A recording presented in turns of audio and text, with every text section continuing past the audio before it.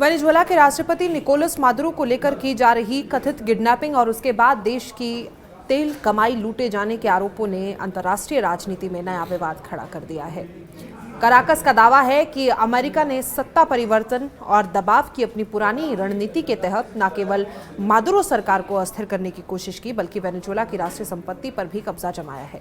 हालांकि वाशिंगटन इन आरोपों को सिरे से खारिज करता रहा है, लेकिन दोनों पक्षों के बयानों ने माहौल को बेहद जहरीला बना दिया है। वेनेजुएला के सरकारी हलकों और अमेरिका विरोधी विश्लेषकों का आरोप है कि मादुरो को बेडरूम से उठाने जैसे शब्दों के जरिए प्रतीकात्मक तौर पर यह बताया जा रहा है कि अमेरिका ने जबरन दबाव, धमकी और गुप्त कार्रवाइयों के जरिए देश के नेतृत्व को निशाना बनाया। दरअसल वेनेजुएला समर्थक गुट इसे सीधे सीधे संप्रभुता यानी कि सोवरेनिटी पर हमला बताते हैं। उनका कहना है कि मादुरो के खिलाफ ये कार्रवाई केवल राजनीतिक नहीं थी, बल्कि इसके पीछे असली मकसद देश के विशाल तेल भंडार और उससे होने वाली कमाई पर कब्जा जमाना था।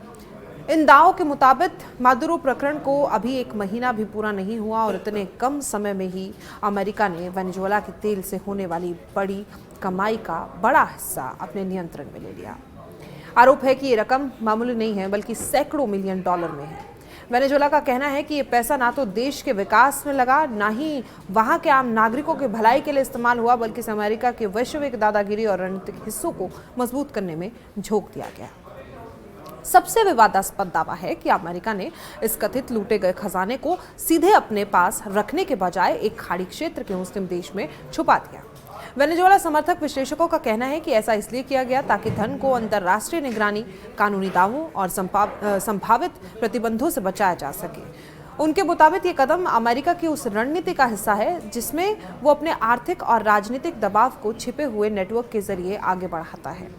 अमेरिका की ओर से इन आरोपों को सिरे से नकारा गया है। वाशिंगटन का कहना है कि वेनेजुएला के खिलाफ जो भी आर्थिक कदम उठाए गए हैं वो अंतर्राष्ट्रीय प्रतिबंधों और कानूनी ढांचे के तहत है और अमेरिका ये तर्क देता है कि वेनेजुएला की तेल आय पर लगाए गए प्रतिबंध मादुरो सरकार पर दबाव बनाने के लिए हैं, जिसे वो अलोकतांत्रिक और मानव अधिकारों का उल्लंघन करने वाली सरकार बताता है। अमेरिकी अधिकारियों का दावा है कि जब तक वेनेजुएला में राजनीतिक सुधार नहीं होते तब तक आर्थिक सख्ती जारी रहेगी, लेकिन वेनेजुएला के भीतर इस पूरे घटनाक्रम को बिल्कुल अलग नजरिए से देखा जा रहा है। वहां की सरकार और समर्थक इसे आर्थिक युद्ध करार दे रहे हैं। उनका कहना है कि तेल वेनेजुएला की जीवन रेखा है और उसी पर हमला कर अमेरिका देश को घुटनों पर लाना चाहता है। वेनेजुएला का आरोप है कि प्रतिबंधों और कथित धन जब्ती की वजह से आम जनता को दवाइयों, भोजन और जरूरी सुविधाओं की भारी कमी का सामना करना पड़ रहा है। राजनीतिक विश्लेषकों के मुताबिक ये टकराव केवल अमेरिका और वेनेजुएला तक सीमित नहीं है। इससे वैश्विक शक्ति संतुलन, तेल राजनीति और भू रणनीतिक हित गहराई से जुड़े हुए हैं। लेकिन लैटिन अमेरिका में अमेरिका की दखलंदाजी का इतिहास रहा है और वेनेजुएला जैसे संसाधन संपन्न देश लंबे समय से इस दबाव का विरोध करते आए हैं। सबसे विवादास्पद दावा है कि अमेरिका ने इस कथित लूटे गए खजाने को सीधे अपने पास रखने के बजाय एक खाड़ी क्षेत्र के मुस्लिम देश में छुपा दिया। वेनेजुएला समर्थक विश्लेषकों का कहना है कि ऐसा इसलिए किया गया ताकि धन को अंतर्राष्ट्रीय निगरानी, कानूनी दावों और संभावित प्रतिबंधों से बचाया जा सके। उनके मुताबिक ये कदम अमेरिका की उस रणनीति का हिस्सा है जिसमें वो अपने आर्थिक और राजनीतिक दबाव को छिपे हुए नेटवर्क के जरिए आगे बढ़ाता है। अमेरिका की ओर से इन आरोपों को सिरे से नकारा गया है। वाशिंगटन का कहना है कि वेनेजुएला के खिलाफ जो भी आर्थिक कदम उठाए गए हैं वो अंतर्राष्ट्रीय प्रतिबंधों और कानूनी ढांचे के तहत है और अमेरिका ये तर्क देता है कि वेनेजुएला की तेल आय पर लगाए गए प्रतिबंध मादुरो सरकार पर दबाव बनाने के लिए हैं, जिसे वो अलोकतांत्रिक और मानव अधिकारों का उल्लंघन करने वाली सरकार बताता है। अमेरिकी अधिकारियों का दावा है कि जब तक वेनेजुएला में राजनीतिक सुधार नहीं होते तब तक आर्थिक सख्ती जारी रहेगी, लेकिन वेनेजुएला के भीतर इस पूरे घटनाक्रम को बिल्कुल अलग नजरिए से देखा जा रहा है। वहां की सरकार और समर्थक इसे आर्थिक युद्ध करार दे रहे हैं। उनका कहना है कि तेल वेनेजुएला की जीवन रेखा है और उसी पर हमला कर अमेरिका देश को घुटनों पर लाना चाहता है। वेनेजुएला का आरोप है कि प्रतिबंधों और कथित धन जब्ती की वजह से आम जनता को दवाइयों, भोजन और जरूरी सुविधाओं की भारी कमी का सामना करना पड़ रहा है। राजनीतिक विश्लेषकों के मुताबिक ये टकराव केवल अमेरिका और वेनेजुएला तक सीमित नहीं है।